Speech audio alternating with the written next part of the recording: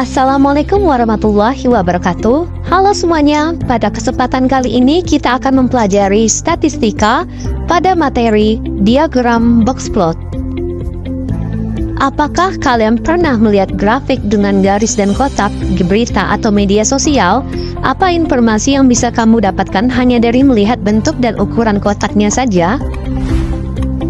Tujuan pembelajaran pada materi ini yaitu peserta didik mampu menghitung jangkauan kuartil dan interkuartil dari data yang diberikan. Kedua, peserta didik mampu menginterpretasi jangkauan kuartil dan interkuartil untuk menganalisis penyebaran data. Ketiga, peserta didik dapat merepresentasi diagram box plot untuk mengidentifikasi penyebaran data, nilai tengah, dan variasi data.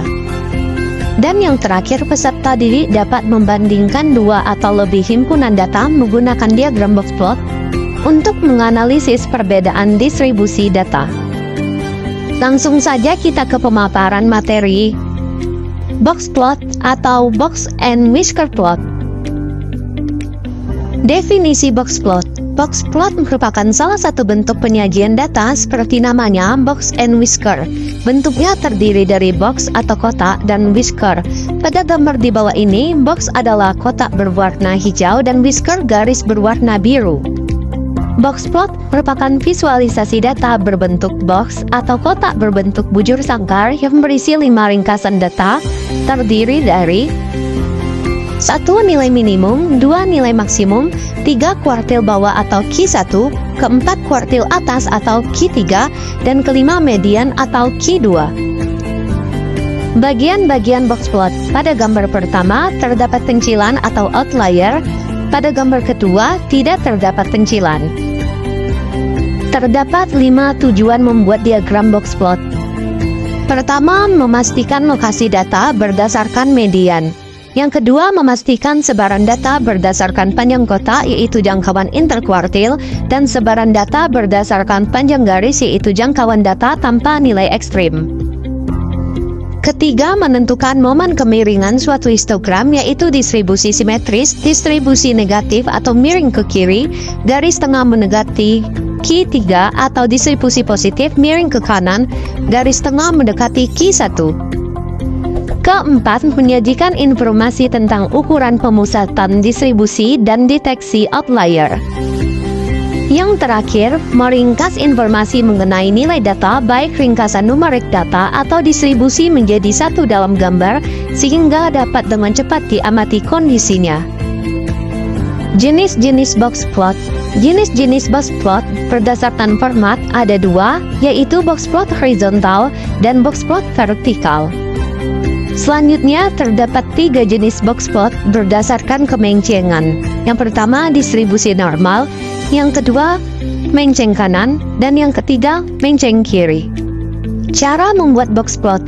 Yang pertama, menentukan titik nilai minimum dan maksimum. Yang kedua, menentukan Q1, Q2, dan Q3. Dan yang ketiga, hitung pagar dalam atas atau PDA dengan rumus Q3 ditambah 1,5 dikali IQR.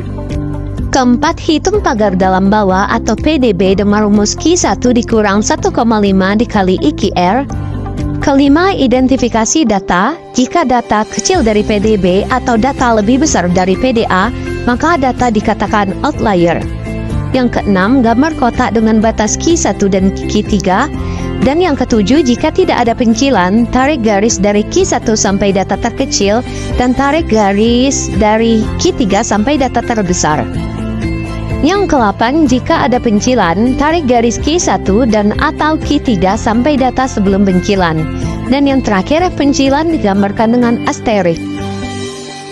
Terdapat contoh soal, diberikan data nilai 10 siswa basket berikut 10, 6, 2, 8, 8, 9, 7, 5, 8, dan 7. A. Identifikasi apakah data di atas terdapat pencilan atau outlier. B. Gambarlah box plot dari data tersebut. Penyelesaiannya, penyelesaian A terdapat 4 langkah. Yang pertama, urutkan data terlebih dahulu dari yang terkecil hingga terbesar.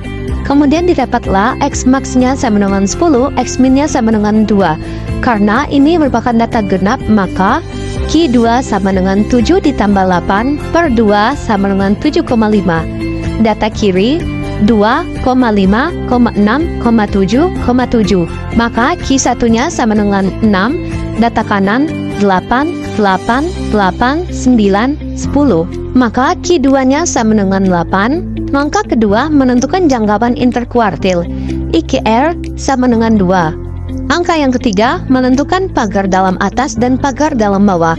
Untuk hasil PDA yaitu sama dengan 11 dan hasil PDB sama dengan 3. Langkah terakhir kita menentukan pencilan. Dengan ketentuan apabila data normal lebih kecil atau sama dengan dari PDB dan lebih besar atau sama dengan dari PDA, maka pencilan kecil dari 3 atau pencilan lebih besar dari 11. Berdasarkan data, terlihat jika 2 kecil dari 3 atau 2 kecil dari PDA. Jadi, pencilan data tersebut yaitu 2. Pada penyelesaian bagian B, jika digambarkan dalam bentuk diagram kotak garis atau box plot, terlihat pada gambar berikut.